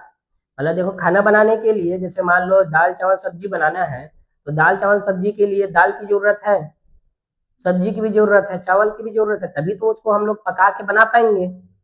तो यहाँ पर भी कच्चा मटेरियल रहता है, और हम कच्चे मटेरियल को क्या करेंगे, पकाएंगे, और उसके बाद ही तो बनती है। तो यहाँ पर भी प्रकाश संश्लेषण में चार चीज हम पढ़े हैं, कार्बन डाइऑक्साइड, जल, क्लोरोफिल और सूर्य का प्रकाश, ये चारों चीजें चाहिए रहता है, तभी तो जाके प्रकाश संश्लेषण होती है ना, वरना नहीं होगी। तो प्रकाश संश्लेषण को हम प्रभावित करने वाले कारक के बारे में देखने वाले हैं। देखते हैं, सबसे पहला जो कारक होती है, देखो दो प्रकार से कारक है यहाँ पर, कैसे, एक आंतरिक कारक होती है, एक बाह्य कारक। तो आंतरिक कारक को थोड़ा सा पहले पढ़ लेते हैं, हालांकि हम लोग बाह्य कारक के बारे में ही बस जानते हैं। देखना, आंतरिक कारक को जो होते हैं, पत्तीय मिजोफिल कोशिकाओं की और क्लोरोप्लास्ट की संख्या। भाई देखो एक कोई प्लांट में पत्ती की संख्या यदि ज्यादा है, तो पत्ती की संख्या ज्यादा होगी तो मेसोफिल सेल भी ज्यादा होंगे, क्योंकि हम जानते हैं लीफ के, क्योंकि हम जानते हैं क्या, लीफ के अंदर में ही तो क्या होती है, लीफ के अंदर में ही तो मेसोफिल सेल रहते हैं, सेल रहती कि नहीं रहती, और मेसोफिल सेल रहेंगे उसी में तो क्लोरोप्लास्ट भी रहेगा, क्लोरोप्लास्ट। तो क्लोरोप्लास्ट की संख्या के बारे में हम लोग सेल बायोलॉजी में पढ़े थे, इसकी संख्या एक भी हो सकती है और इसकी संख्या अनेक भी हो सकती है। मेसोफिल सेल की भी संख्या पत्तियों में एक हो सकती है, अनेक भी हो सकती है। तो मेसोफिल की संख्या बहुत ज्यादा रहती है ना, एक एक पत्तियों में, है ना, इसकी संख्या 40 से लेकर 100 तक भी रहती है मेसोफिल सेल की संख्या। और क्लोरोप्लास्ट की संख्या 20 से लेकर 40 पर सेल रहते हैं, पर सेल। एक सेल में 20 से 40 क्लोरोप्लास्ट हो सकते हैं, है ना। और ये भी है ना 20 40 से 100 ये नहीं, ऐसे तो बहुत ज्यादा रहती है ना, संख्या बहुत रहती है इसकी, बहुत ज्यादा। और इसका 20 से 40 रह सकते हैं। इसके अंदर और भी क्या रहती है, क्लोरोफिल रहती है। तो क्लोरोफिल की भी जो संख्या है अलग अलग हो सकते हैं, यहाँ पर 40 से लेकर 100 तक क्लोरोफिल की संख्या अलग अलग हो सकती है। तो मतलब पत्ती की संख्या, मेसोफिल कोशिका की संख्या, क्लोरोप्लास्ट की संख्या, ये सब चीज भी, इसका आकार, इसकी आयु, ये सब चीज भी क्या करते हैं, इसका अभिविन्यास कैसे अरेंजमेंट है, वो सब चीज भी प्रभावित करते प्रकाश संश्लेषण को। मान लो अब लाइट इधर से ऐसे आ रही है और पत्ती को हम लोग ऐसे फैला के रखना चाहिए, तो लाइट पूरा इसमें चारों तरफ ऐसे फैलेगा, लेकिन हम पत्ती को ऐसे रख दिए तो भाई उसके इस हिस्से और इस हिस्से तरफ लाइट जाना चाहिए, लेकिन जा रहा है इस यहाँ पर भी। तो पत्तियों का अरेंजमेंट मतलब अभिविन्यास, वो भी तो डिपेंड करेगा ना। तो ज्यादा से ज्यादा लाइट मिलेगी तो ज्यादा से ज्यादा प्रकाश संश्लेषण होगा, लाइट ही नहीं मिल रही है इसको तो कहाँ से प्रकाश संश्लेषण हो पाएगा। तो यहाँ पर हमें वो जानना है। तो पहला तो वही हो गया। दूसरा, आंतरिक CO2 सांद्रता। आंतरिक CO2 सांद्रता मतलब, अब भाई जिस इन्वायरमेंट में कार्बन डाइऑक्साइड की कॉन्सेंट्रेशन ज्यादा रहेगी तो पत्ती जो है उसको स्टोमेटा के थ्रू लेगी और लेके स्टोर करके रखे रहेगी। और जब नहीं स्टोर रहेगा तो कहाँ से, कार्बन डाइऑक्साइड ही नहीं रहेंगे तो कहाँ से प्रकाश संश्लेषण हो पाएगा। तीसरा, क्लोरोफिल की मात्रा। तो क्लोरोफिल की मात्रा बता दिए, क्लोरोफिल की मात्रा कम है तो भी प्रकाश संश्लेषण कम होगी। तो ये तीनों आंतरिक कारक होते हैं। जबकि बाह्य कारक क्या होते हैं, तो देखना पहला क्या है, सूर्य का प्रकाश, दूसरा तापमान, तीसरा CO2 को सांद्रता और चौथा क्या है, जल। अब बोलोगे तापमान कहाँ से आ गया, ये तो CO2, जल और सूर्य का प्रकाश तो समझ आता है, क्लोरोफिल की मात्रा भी समझ आती है, लेकिन ये सब कहाँ से आ गए, तो भाई इनके संख्या वगैरह भी इनडायरेक्टली इफेक्ट करती है किसको, प्रकाश संश्लेषण को। और तापमान तो करता ही है, क्यों, सब चीज है, प्रकाश संश्लेषण हुआ, ATP बने, NADPH बने, सब बने, लेकिन रूबिस्को एंजाइम को काम करने के लिए जितना टेम्परेचर, क्योंकि हम जानते हैं एंजाइम जो रहती है एक मिनिमम टेम्परेचर पर काम करती है। एंजाइम दो चीजों से प्रभावित होती है, एक पीएच से, दूसरा क्या, किससे, टेम्परेचर। एक पीएच मतलब एसिडिक पीएच है कि बेसिक पीएच है, उस पर भी निर्भर करती है। दूसरा किस पर निर्भर करती है, वो ताप पर। यदि मिनिमम टेम्परेचर उसको, जिसको एक्टिव रहने के लिए, एंजाइम को एक्टिव रहने के लिए मिनिमम टेम्परेचर जो चाहिए रहता है वो नहीं रहेगा तो एंजाइम एक्टिव ही नहीं होंगे। एंजाइम एक्टिव नहीं होगा तो ये सब रहने का क्या ही रीजन है। तो ये चारों चीजें जो है ना बाहरी कारक होते हैं, एक्सटर्नल फैक्टर होते हैं, जो प्रकाश संश्लेषण को क्या करते हैं, प्रभावित करते हैं।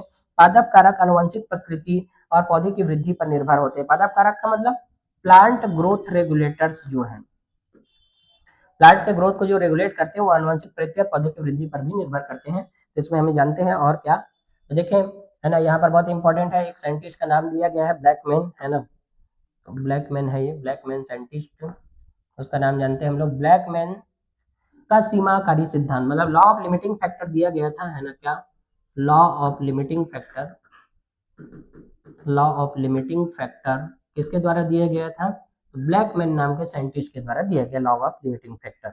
चलो भाई है ना, अभी हम देखते हैं 6CO2 प्लस 12H2O से मिलकर बनती है C6H12O6 प्लस 6O2 बनती है प्लस 6H2O बनती है।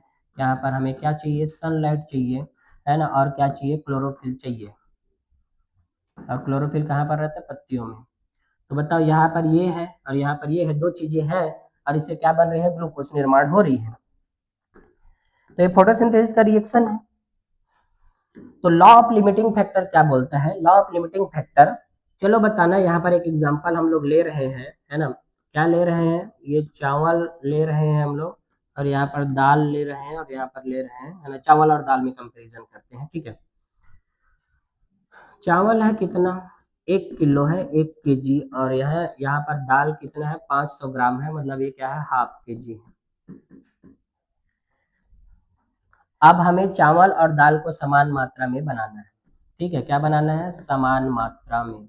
क्यों, क्योंकि चावल बस को अकेले नहीं खा सकते, ना ही दाल को हम अकेले खा सकते हैं, है ना। इन दोनों को क्या चाहिए, दोनों को बराबर मात्रा में बनना चाहिए, तभी जाके समान मात्रा में क्या करना, हमें बनाना पड़ेगा हमें, और समान मात्रा में ही बनती बनाना है। तो क्या ये पॉसिबल है, तो पॉसिबल है, लेकिन किसकी वजह से पॉसिबल होगा, तो जो कम रहेगा ना, कम कम की वजह से पॉसिबल होगा, से क्या होगा, पॉसिबल। मतलब लॉ ऑफ लिमिटिंग फैक्टर का मतलब ये होता है, इस दाल के आधा किलो होने की वजह से ही क्या हो गया, चावल जो है लिमिट हो गया। चावल तो भरपूर था, दाल क्या हो गया, कम थे, तो कम होने की वजह से इसको क्या कर दिया, लिमिट कर दिया। तो याद रखना, केमिस्ट्री में भी हम लोग पढ़ते हैं रेट डिटरमाइनिंग स्टेप वगैरह के बारे में, मतलब है ना, अभिक्रिया के दर को प्रभावित करने वाले जब कारक पढ़ते हैं केमिकल काइनेटिक्स में, तो अभिक्रिया के दर को जब प्रभावित करते हैं तो जो सबसे कम रहता है वो पहले खत्म हो जाता है। कैसे, तो यहाँ पर ऐसे पढ़े हुए रहते हैं, A+B है ना बनाती है C+D। मान लो एक इसकी संख्या 5 है, इसकी संख्या 3 है, और इधर से बन रही है, ये 3 बन रही है, और ये कितने बन रही है, 0।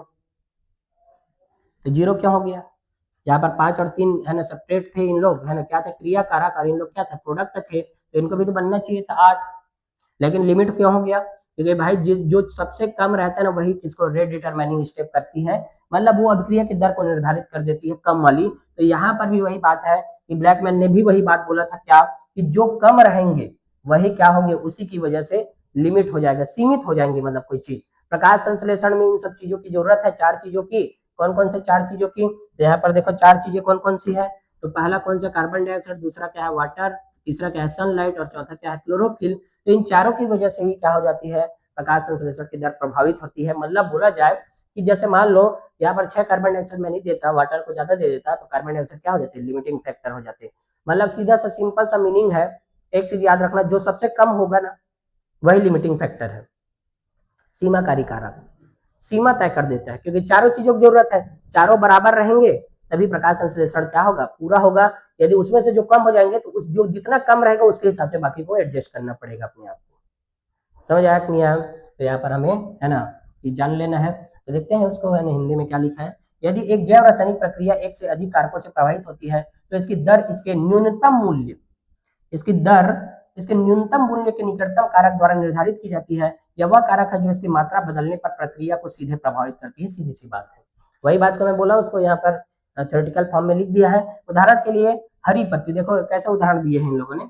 हरी पत्ती इष्टतम प्रकाश और CO2 वाला पौधा बहुत कम तापमान में प्रकाश संश्लेषण नहीं कर पाता। हरी पत्ती इष्टतम प्रकाश और CO2 वाला पौधा बहुत कम तापमान में प्रकाश संश्लेषण नहीं कर सकता। मतलब क्या है, तापमान भी क्या होना चाहिए, इष्टतम होना चाहिए। इष्टतम का मतलब अधिकतम, अधिकतम वाले लोग। यदि हरी पत्ती में ज्यादा प्रकाश और ज्यादा CO2 है और उसको कम टेम्परेचर वाले जगह में रख दिए तो वो ना क्या नहीं करेगा, संश्लेषण नहीं कर पाएगा, क्योंकि यहाँ पर तापमान क्या हो गया, लिमिटिंग फैक्टर हो गया, सीमाकारी कारक। जितना मिलेगा उसके हिसाब से प्रकाश संश्लेषण होगी, है ना। यदि इष्टतम वाला तापमान दिया जाता है तो यह प्रकाश संश्लेषण शुरू कर देता है, सीधी सी बात है ना, क्योंकि एंजाइम तभी काम करना शुरू करेंगे जब इसको टेम्परेचर मिलेगा। इनके पास में सब चीज है, क्लोरोफिल भी है, सूर्य का प्रकाश भी है ना। देखो प्रकाश भी है, सूर्य क्लोरोफिल, हरी पत्ती है मतलब क्लोरोफिल भी है, सूर्य का प्रकाश भी है, कार्बन डाइऑक्साइड भी है, वाटर भी मिल रहे हैं इसको।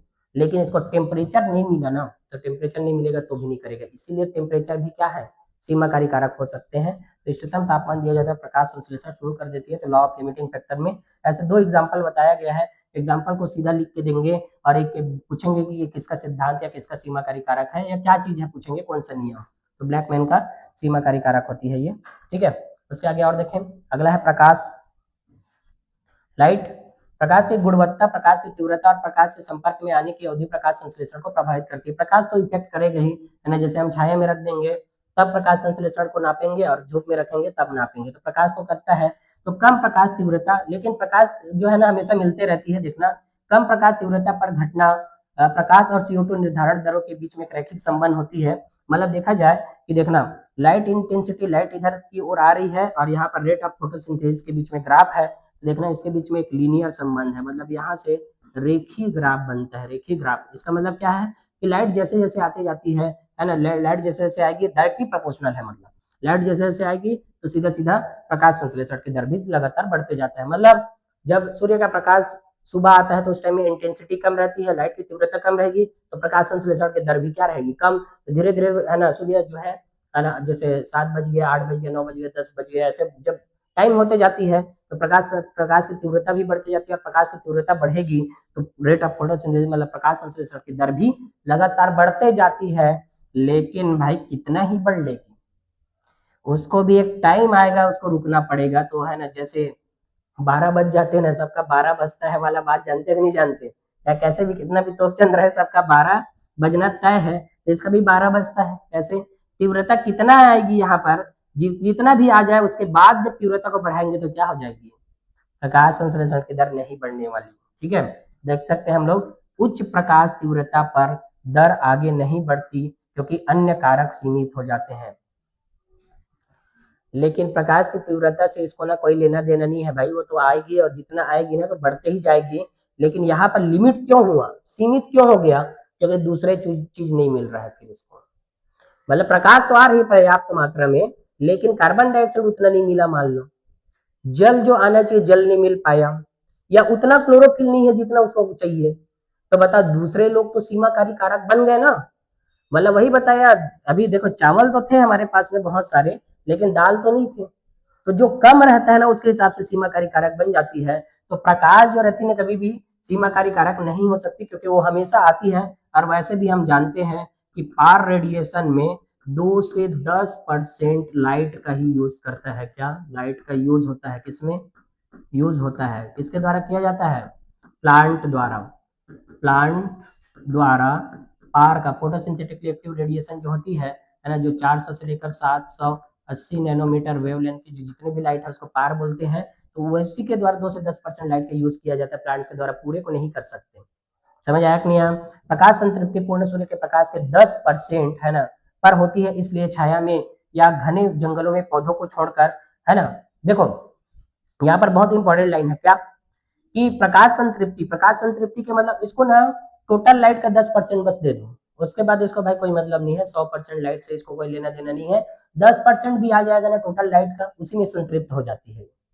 ठीक है, तो संतृप्त हो जाती है, इसीलिए छाया में छाया में उगने वाले या घने जंगलों में के पौधों को छोड़कर, देखो एनसीईआरटी बहुत लाइन अच्छा लाइन लिखा है यहाँ पर कि छाया में उगने वाले पौधे और घने जंगलों में रहने वाले, घने जंगल मतलब ऐसा जंगल जिसकी जो है ना डाली जो है ना पूरा ऐसे लिपटी हुई रहती है एक दूसरे में ऐसे जुड़ी, तो ऊपर से प्रकाश जो है नीचे नहीं आ पाता, नीचे जंगल जो है ना अंधेरा रहता है वैसे में।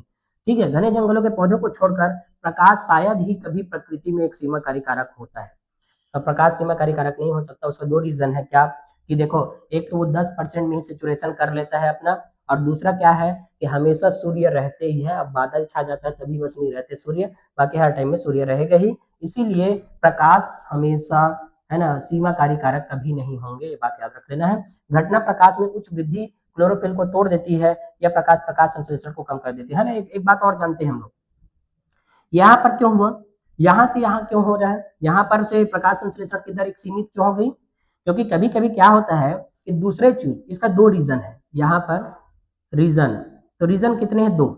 यहाँ पर आके एक कांस्टेंट हो गई कि नहीं हो गई? कांस्टेंट हो रहा है ना, ये कांस्टेंट का मतलब एक पैरेलल चल रही है ऐसे कांस्टेंट नियत। तो रीजन क्या है? पहला क्या कि दूसरे दूसरे सीमाकारी दूसरे कारक सीमाकारी हो गए, दूसरे कारक क्या हो गए? सीमाकारी हो गए, सीमाकारी हो गए। मतलब इसका मतलब क्या? दूसरे कारक सीमाकारी हो गए का मतलब क्या? तो भाई देखो, है ना, इसमें जरूरत 4 लोगों की थी, 4 में से एक ही कम हो गया, है ना, तो एक भी कम हो गया तो उसकी वजह से रुक गया, मतलब प्रकाश संश्लेषण की दर एक नियत हो गई, उसके हिसाब से चलने लग गया। दूसरा क्या होता है, जब हाई इंटेंसिटी ऑफ लाइट पड़ती है तो सोलराइजेशन हो जाते हैं, सोलराइजेशन। तो सोलराइजेशन का मतलब होता है क्लोरोफिल का नष्ट हो जाना, क्लोरोफिल का नष्ट होना। और क्लोरोफिल नष्ट क्यों होती है? क्योंकि ज्यादा प्रकाश में, जब ज्यादा प्रकाश होती है ना, पत्तियां मुरझा जाती है ना, उसका क्लोरोफिल नष्ट हो जाता है, सोलराइजेशन बोलते हैं। मतलब हाई इंटेंसिटी ऑफ लाइट, मतलब प्रकाश की तीव्रता की उच्च तीव्रता में क्लोरोफिल का नष्ट हो जाना सोलराइजेशन कहलाता है। तो ज्यादा प्रकाश तीव्रता में होती है ऐसा, तो ये भी हमें जान लेना है। ठीक है, इसका क्या और देखें, कार्बन डाइऑक्साइड की सांद्रता की बात करते हैं। कार्बन डाइऑक्साइड वर्तमान में 0.03% से लेकर 0.04% का है ना, बहुत कम है। 0.3% है ना, जैसे हम लोग MMOPHG में देखते हैं 0.3% लेते हैं, लेकिन है ना ऐसे नॉर्मल कंडीशन में इसकी सांद्रता 0.03% से लेकर 0.04% है वायुमंडल में अभी। प्रकाश संश्लेषण के लिए प्रमुख सीमाकारी कारक है, क्यों? क्योंकि इसकी संख्या कम है। प्रकाश संश्लेषण में भाई प्रभावित करने वाले कारक कार्बन डाइऑक्साइड है, इसकी संख्या कम है ना, वर्तमान में देखा जाए तो एटमॉस्फेयर में कम है इसकी सांद्रता, तो कम है, तो यही प्रमुख सीमाकारी कारक है ना। पूछ सकते हैं कि प्रकाश संश्लेषण में प्रमुख सीमाकारी कारक कौन होती है, तो कार्बन डाइऑक्साइड की सांद्रता होती है भाई। इससे क्वेश्चन पूछा भी गया है, नीट 2017 को देखना, है ना। इसमें ये वाले लाइन से क्वेश्चन पूछा था कि जब 0.05% तक की वृद्धि के कारण CO2 का निर्धारण दर में वृद्धि होती है, इस स्तर से परे या लंबी अवधि से हानिकारक हो सकता है। देखो क्या होती है, हम 0.03 से लेकर 0.04% अभी वर्तमान कार्बन डाइऑक्साइड की सांद्रता है, लेकिन हम जब इसको 0.05% तक बढ़ाएंगे, इंक्रीज करेंगे, तो इसकी वजह से क्या होती है पता है? उत्पादकता बढ़ती है। उत्पादकता क्या होती है? बढ़ती है। तो पहले बढ़ती है, पहले उत्पादकता बढ़ती है, फिर सामान्य हो जाती है। ज्यादा लंबे समय तक इसको रखे रहेंगे तो भी क्या हो जाएगी? समान हो जाएगी। तो देख सकते हैं हम लोग, है ना, इसमें हानिकारक हो सकती है, वही बताइए, या लंबी अवधि तक जब रखेंगे तो सामान्य हो जाएगी, मतलब हानिकारक भी हो जाएगी और सामान्य भी हो जाती है रिएक्शन। तो ये वाले लाइन से लिख के आया था क्वेश्चन कि जब 0.05% तक की वृद्धि करते हैं, CO2 की दर के में वृद्धि करते हैं तो क्या उत्पादकता बढ़ती है? हाँ, तो उत्पादकता बढ़ेगी ही, लेकिन एक टाइम तक ही बढ़ेगी, फिर से सामान्य हो जाएगी। कम प्रकाश की स्थिति में C3 और C4 पौधे उच्च CO2 स्थितियों का जवाब नहीं देते हैं। उच्च प्रकाश तीव्रता पर वे प्रकाश संश्लेषण की बढ़ी हुई दर दिखाते हैं। मतलब देखो, प्रकाश संश्लेषण की दर उच्च प्रकाश तीव्रता रहेगा तभी दिखाएंगे। कार्बन डाइऑक्साइड से उतना लेना देना नहीं है, क्योंकि वो सीमाकारी कारक बन जाती है ना। क्यों सीमाकारी कारक बन जाती है? क्योंकि इसका जो सांद्रता है वो कम है एटमॉस्फेयर में, अभी के डेट में देखा जाएगा तो। ठीक है, इसका आगे और देखते हैं। कार्बन डाइऑक्साइड की सांद्रता के लिए कुछ और बात बोला गया है। C4 पौधे लगभग 360 मिलीलीटर पर लीटर पर संतृप्ति दिखाते हैं, जबकि C3 पौधे बढ़ी हुई कार्बन डाइऑक्साइड सांद्रता का जवाब देते हैं और संतृप्ति केवल 450 मिलीलीटर पर लीटर से अधिक में देखी जाती है। इस प्रकार CO2 स्तर की वर्तमान उपलब्धता C3 पौधे तक सीमित है। मतलब देखो, C3 पौधों के लिए भाई अभी कम है कार्बन डाइऑक्साइड का कॉन्सेंट्रेशन, मतलब कितना लगभग बना सकते हैं उन लोग पर लीटर कार्बन डाइऑक्साइड में? 360 मिलीलीटर पर लीटर में से 360, 1 लीटर में से 360 ml लगभग पर कितना दिखाते हैं इन लोग? संतृप्ति दिखाते हैं। जबकि इसको संतृप्त होने के लिए लगभग कितना चाहिए? 450 मिलीलीटर पर लीटर में। 1 लीटर में से 450 मिलीलीटर को दोगे ना इसको, 1 लीटर कार्बन डाइऑक्साइड में से 450 मिलीलीटर कार्बन डाइऑक्साइड को दोगे ना C3 प्लांट को, तब जाके वो खुश होगा। जबकि इन लोग कम में 360 मिलीलीटर भी दे दोगे ना तो भी खुश रहेगा। समझ आया कि नहीं आया? मतलब यहाँ पर क्या बात लिखे, समझ आ रहा है ना कि क्या बोल रहे हैं कि C3 पौधे लगभग 360 मिलीलीटर पर लीटर पर संतृप्त हो जाते हैं, खुश हो जाते हैं मतलब। ठीक है, उसको उतना ही चाहिए, फिर वो प्रकाश संश्लेषण पूरा करेगा। और इसको क्या होता है कि 450 मिलीलीटर क्या हो चाहिए प्रकाश संश्लेषण में, मतलब कार्बन डाइऑक्साइड का कॉन्सेंट्रेशन 450 मिलीलीटर पर लीटर में से चाहिए, तब तो प्रकाश संश्लेषण कर पाएगा सही से, वरना नहीं कर पाएगा। और CO2 का वर्तमान स्तर को देखें तो इस C3 पौधों के लिए सीमित है। क्यों? क्योंकि वो खुशी नहीं हो पा रहा है। C3 पौधा खुशी नहीं हो पा रहा है, मतलब संतृप्त नहीं हो पा रहे हैं, है ना। समझ आना चाहिए संतृप्तता का मतलब। अरे संतृप्त का मतलब क्या? जैसे मान लो किसी को 100 रुपये में से कोई लोग 10 रुपये में संतृप्त हो जाते हैं, कि किसी को 50 चाहिए, है ना। जो 10 मिला, 100 में से 10 भी मिला तो खुश हो गए। तो 10 मिलने वाले लोग कौन है? C4 वाले लोग, है ना। कितना है? 360 वाला। और जबकि ये लोग क्या है? 50 वाले लोग, C3 वाले कितना है? 450 वाला। तो ये 50 मिलेगा तभी खुश होंगे, और ये किसे 10 मिलेगा उतने में ही खुश हो जाएंगे। और वर्तमान जो सांद्रता है ना कार्बन डाइऑक्साइड की एटमॉस्फेयर में, वो C4 पौधों के लिए, है ना, सही है। इसीलिए C4 पौधे जो है ना हायर प्रोडक्टिविटी दिखाते हैं, मतलब उच्च उत्पादकता देते हैं। कौन? C4 पौधे। ठीक है। उच्च CO2 सांद्रता की प्रतिक्रिया के कारण C3 पौधे प्रकाश संश्लेषण और उच्च उत्पादकता में वृद्धि दिखाते हैं। C3 पौधे उच्च CO2 सांद्रता की प्रतिक्रिया के कारण C3 पौधे प्रकाश संश्लेषण और उच्च उत्पादकता में वृद्धि दिखाते हैं। इस तथ्य का उपयोग कुछ ग्रीन हाउस फसलों, टमाटर, शिमला मिर्च आदि के लिए किया जाता है, ताकि वे CO2 समृद्ध वातावरण में उगाए जाते हैं, जिससे अधिक पैदावार। अब देखें भाई, नॉर्मल कंडीशन में जैसे हम लोग खेत में उगा देते हैं पौधों को, तो उसमें C3 और C4 पौधों दोनों को उगाएंगे ना, C4 पौधा ज्यादा प्रोडक्शन देगा C3 की तुलना में। समझ आया कि नहीं आया? लेकिन हमें C3 पौधे का यदि उत्पादन को बढ़ाना है तो उसको ग्रीन हाउस इफेक्ट देना पड़ेगा। मतलब देखो, एक पौधा घर में इन पौधों को ऐसे उगाना पड़ेगा, है ना। ये क्या है? ग्रीन हाउस इफेक्ट करना पड़ेगा यहाँ, ग्रीन हाउस इफेक्ट। तो इसमें क्या करते हैं? ग्रीन हाउस इफेक्ट में कार्बन डाइऑक्साइड को ट्रैप कर लेते हैं, कार्बन डाइऑक्साइड की सांद्रता बढ़ जाएगी इससे। कार्बन डाइऑक्साइड को क्या कर लेंगे? ट्रैप। अब पकड़ेगा, ऊपर नहीं जा पाएगा। तो जो नेचुरली रूप से नहीं जाता उसको हम लोग क्या कर दिए? पौधा घर बनाया। जिस प्रकार से हम लोग ग्रीन हाउस को अच्छे से समझने का ना सिर्फ एक ही एग्जाम्पल है क्या, कि ना धूप में खड़ी हुई बंद कार, धूप में खड़ी हुई बंद कार को देखना, जब बंद रहती, चारों तरफ से शीशा बंद रहता है, तो है ना, उसको जब खोलते हैं दरवाजे को तो बहुत सारा उष्मा जो है ना बाहर निकलती है। उस टाइम में अंदर की इन्वायरमेंट गर्म हो जाती है, मतलब बाहर से उष्मा जा रही है वहां पर, और जब वापस लौटती है ना वहां पर टकरा के सरफेस से तो नहीं निकल पाती। क्यों? तीव्रता चेंज हो जाती है। वैसे यहाँ पर भी हो रहा है। सूर्य के प्रकाश जो पृथ्वी से टकराती है और वापस उठने की कोशिश करती है, लेकिन उठ नहीं पाती। क्यों? क्योंकि जब आती है तो उस टाइम में तीव्रता अलग रहती है, जब रिफ्लेक्ट होकर जाती है तीव्रता अलग हो जाती है। तो जो यहाँ पर लेयर बने हुए ना, अलग अलग जोन है, अलग अलग जोन बने कि नहीं बने हैं? समताप मंडल, क्षोभ मंडल, समताप मंडल, आयन मंडल, ये सब मंडल बने हैं ना, वो गैसों का लेयर है। तो उसमें से वो पार करके वापस नहीं जा पाती। यही कारण है कि यहाँ का टेम्परेचर जो है बढ़ जाता है, पृथ्वी का टेम्परेचर। तो यहाँ पर भी ग्रीन हाउस जब हम करते हैं तो CO2 की संख्या मतलब CO2 की सांद्रता जो है ना वो क्या हो जाती है, सांद्रता बढ़ जाती है। और CO2 की सांद्रता जब बढ़ेगी तो यहाँ पर हम लोग इसमें कौन कौन से फसल को लगा के देख चुके हैं, तो टमाटर को लगा के देख चुके हैं, इससे पैदावार बढ़ जाता है। शिमला मिर्ची को भी देख चुके हैं। तो इन दोनों को याद रखना कि ग्रीन हाउस प्रभाव द्वारा अभी तक कौन कौन से प्लांट को लगा कर देखा गया है, जो इन लोग C3 प्लांट है ना दोनों। तो भाई C3 प्लांट जनरली तो प्रोडक्शन ज्यादा नहीं देते, लेकिन हम लोग ऐसे सेट बना के रखते हैं ना तो ज्यादा प्रोडक्शन ज्यादा उत्पादन देने लग जाते हैं। ठीक है, तो बात हमें जानना है।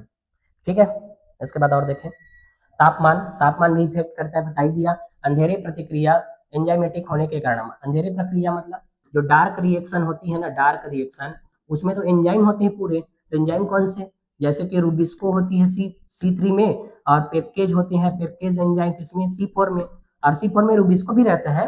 तो एंजाइमेटिक होने के कारण तापमान नियंत्रण होते हैं, प्रकाश प्रक्रिया पर तापमान का प्रभाव बहुत कम होता है। ठीक है, प्रकाश अभिक्रिया पर नहीं होता ना, क्यों, प्रकाश अभिक्रिया में सीधा लाइट आया, इलेक्ट्रॉन को निकाला, भाई अपना काम करने लग गए। लेकिन डार्क रिएक्शन में जब ग्लूकोज बनाना रहेगा उस टाइम में एंजाइम काम करेंगे, और एंजाइम काम करेगा तो उसके लिए किसकी जरूरत पड़ेगी, तापमान की जरूरत पड़ेगी। तो तापमान की जरूरत कब है, डार्क रिएक्शन में ज्यादा है, जबकि लाइट रिएक्शन में कोई लेना देना नहीं है। लाइट रिएक्शन से क्या मतलब, लाइट रिएक्शन में तो अपना वो इलेक्ट्रॉन आ रहा है और अपना क्या बना रहे हैं, डीपी यानी डीपीएच वगैरह सब बना रहे हैं, ऑक्सीजन निकल रहा है। लेकिन जब डार्क रिएक्शन में ग्लूकोज बनती है, C3 साइकिल जाती है, उसमें एंजाइम चाहिए रहता है, रूबिस्को एंजाइम या पेप्केज एंजाइम चाहिए रहता है। अब वो एंजाइम नहीं रहेंगे, एंजाइम एक्टिव नहीं रहेंगे, तो क्या वो सब रिएक्शन हो पाएंगे, क्या क्या प्रोडक्ट बन पाएगा, नहीं। तो अंधेरे या डार्क रिएक्शन के लिए तापमान की जरूरत पड़ेगी, क्योंकि उसमें एंजाइम इन्वॉल्व होते हैं, जबकि प्रकाश अभिक्रियाओं में कोई एंजाइम इन्वॉल्व नहीं होता, इसलिए तापमान का कोई प्रभाव नहीं पड़ता। C4 पौधे उच्च तापमान पर प्रतिक्रिया करते हैं और प्रकाश संश्लेषण के उच्च दर दिखाते हैं, ये बात हम लोग पढ़ चुके हैं।